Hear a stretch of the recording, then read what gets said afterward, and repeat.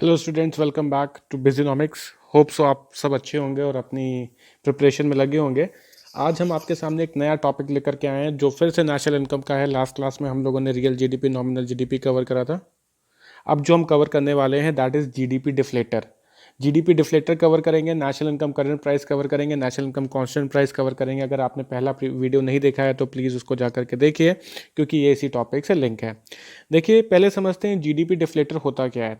देखिए, GDP deflator कुछ है नहीं, बस नाम चेंज कर दिया गया है। जैसे हम लोगों ने लास्ट क्लास में रियल जीडीपी, नॉमिनल जीडीपी पढ़ा था, मैंने आपको एक फॉर्मूला भी बताया था रियल जीडीपी का। ठीक है, फॉर्मूला था real GDP is equals to nominal GDP upon price index into 100। तो जो प्राइस इंडेक्स था उसी को ही हम लोग जीडीपी डिफ्लेटर के नाम से जानते हैं। तो प्राइस इंडेक्स बोल दिया जाए या जीडीपी डिफ्लेटर बोल दिया जाए, दोनों एक ही चीज़ है। तो अब अगर आप देखेंगे तो इसकी कॉमन सी डेफिनेशन है। ठीक है, तो GDP deflator measure the average level of prices of all goods and services that makeup GDP, हमें पता ही है। अब अगर आप देखेंगे तो नॉर्मली रियल जीडीपी निकालने के लिए जो फॉर्मूला यूज करते थे हम लोग, वो है real GDP is equals to, ये देखिए साफ साफ लिखा हुआ है, real GDP is equals to nominal GDP upon price index into 100। अब इसी में से ही हम प्राइस इंडेक्स निकाल लेंगे। तो प्राइस को हम उधर लेकर के जाएंगे और रियल को इधर लेकर के आएंगे, तो ये फॉर्मूला बन जाएगा। अगर आप देखें तो price index is equals to nominal upon real into 100। तो GDP deflator is nothing but it is simply a price index. तो प्राइस इंडेक्स को ही बोलते हैं। तो जो फॉर्मूला हम लोगों ने लास्ट क्लास में कवर करा तो उसी से ही आप प्राइस इंडेक्स निकाल लीजिएगा अगर आपसे जीडीपी डिफ्लेटर पूछा जाता है। अब अगर आपसे जीएनपी डिफ्लेटर पूछा जाता है तो इसी फॉर्मूले में हम nominal GNP upon real GNP into 100 कर देंगे। जीएनपी का मतलब होता है ग्रॉस नेशनल प्रोडक्ट। जीडीपी का तो मतलब आप सभी को पता होगा, gross domestic product. It is the goods and services, the value of goods and services produce with in the domestic territory of India in one financial year. ठीक है, तो एक फाइनेंशियल ईयर में इंडिया के टेरिटरी में जितना goods and services का production हो रहा है उसको हम लोग जीडीपी डोमेस्टिक प्रोडक्ट कंसीडर करते हैं। ये आपका ये हो गया प्राइस इंडेक्स निकालने का formula, nominal upon real into 100। अब देखिए, अब अगर मान लेते हैं न्यूमेरिकल आपको दे दिया जाता है और बोला जाता है कि जीडीपी डिफ्लेटर कैलकुलेट करिए, तो एक न्यूमेरिकल आपको दिख रहा होगा। ये देखिए न्यूमेरिकल है, सिंपल सा। न्यूमेरिकल में अगर आप देखेंगे तो आपको नॉमिनल जीडीपी 15,000 दिया हुआ है। इसके अलावा अगर आप देखेंगे रियल जीडीपी 12,000 दिया हुआ है, बोला कैलकुलेट जीडीपी डिफ्लेटर। तो जीडीपी डिफ्लेटर का मतलब होगा प्राइस इंडेक्स। तो ये जीडीपी डिफ्लेटर मतलब हम यहाँ पे प्राइस कैलकुलेट कर रहे हैं। ठीक है, अब देखिए प्राइस वही फॉर्मूला निकल लगेगा कि प्राइस निकालने के लिए प्राइस को उधर लेकर गए, रियल को नीचे लेकर गया, तो नॉमिनल अपॉन रियल इंटू 100।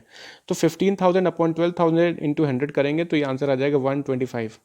ठीक है, तो ये ध्यान रखिएगा, बहुत सिंपल सा कैलकुलेशन है, कुछ बहुत ज़्यादा नहीं है। अब देखिए, अब हम लोग कवर करने वाले हैं national income at current prices and national income at constant prices. अभी लास्ट क्लास में हम लोग ने कवर करा था real GDP and nominal GDP. देखिए, जो करंट प्राइसेस होता है उसी को ही हम लोग नॉमिनल बोलते हैं, ये मैंने आपको लास्ट क्लास में भी बताया था। ठीक है, तो नॉमिनल अगर लिखा हो या करंट लिखा हो, दोनों एक ही चीज़ होती है, ये चीज़ अपने दिमाग में बैठा लीजिए। नॉमिनल में हम दोनों करंट को ही कंसीडर करते हैं। तो जब भी आपसे national income at current prices पूछा जाएगा तो इसका डेफिनेशन देखिए दिया हुआ है, money value of final goods and services produce by normal resident of a country in a year.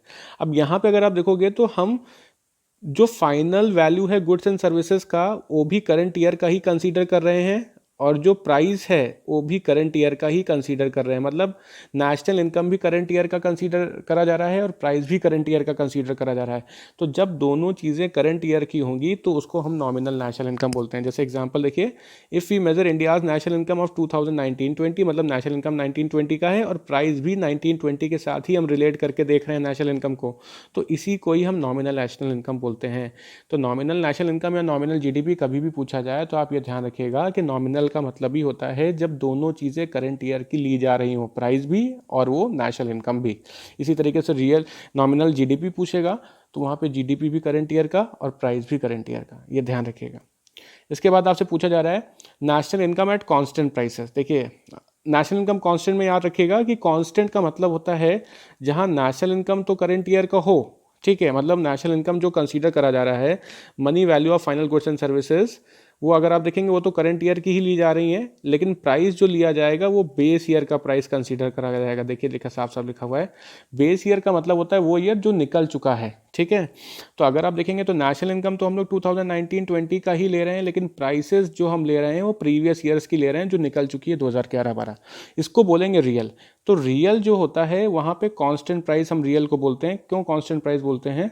क्योंकि यहाँ पे नेशनल इनकम तो करंट ईयर का ही होगा, लेकिन जो प्राइसेस होंगी वो प्रीवियस ईयर की होंगी जो निकल चुकी हैं, ठीक है। तो कांस्टेंट प्राइस बोले तो रियल नेशनल इनकम लिखना है, करंट लिखे तो नॉमिनल, नॉमिनल में दोनों चीज़ें सेम ईयर की होंगी। अब दोनों में से अगर आप देखेंगे तो बेटर इंडिकेटर हमेशा हमेशा रियल ही होगा, यह मैंने आपको पहले भी बताया है, क्योंकि रियल के अंदर हम कंपैरिजन करके ट्रू पिक्चर को फाइंड कर पाते हैं कि एक्चुअल में इकोनॉमी में कितना ग्रोथ हुआ है, आउटपुट कितना बढ़ा है, ठीक है। तो एक्चुअल ग्रोथ जो है अगर आप देखेंगे वो रियल नेशनल इनकम से ही पता चलती है या रियल जीडीपी से ही पता चलती है। इसके लिए एक बेसिक सा फॉर्मूला याद रखिएगा। देखिए फॉर्मूला है इसका यहाँ पे, नॉमिनल इनकम करंट प्राइस, ये करंट प्राइस का फॉर्मूला है, current price sorry nominal income constant price का फॉर्मूला है, तो constant price is equals to current price upon price index into 100। तो ये कांस्टेंट का फॉर्मूला है nominal national income at current price upon price index into 100। अब इसका एक छोटा सा न्यूमेरिकल देख लेते हैं। देखिए न्यूमेरिकल में क्या बोला जा रहा है आपसे, प्राइस इंडेक्स दिया है 150, national income at current price दिया है 1,50,000, find out the national income at constant price. तो कांस्टेंट प्राइस वाला फॉर्मूला लगाएंगे, constant price is equals to current price upon price index into 100, values रखेंगे, सॉल्व कर लेंगे और इसका आंसर अगर आप देखेंगे तो सिंपल सा 1 लाख करोड़ आ जाएगा, ठीक है। तो होप सो ये जो इंपॉर्टेंट टॉपिक था ये आपको समझ में आ गया होगा, बहुत ही इंपॉर्टेंट है और काफ़ी मिलता जुलता है रियल जीडीपी और नॉमिनल जीडीपी से। तो दोनों चीज़ें आप प्रिपेयर कर लीजिएगा। इन केस कोई डाउट आता है तो कमेंट करके बता सकते हैं। अगर वीडियो पसंद आया हो तो लाइक ज़रूर करें, शेयर करें एंड सब्सक्राइब करें।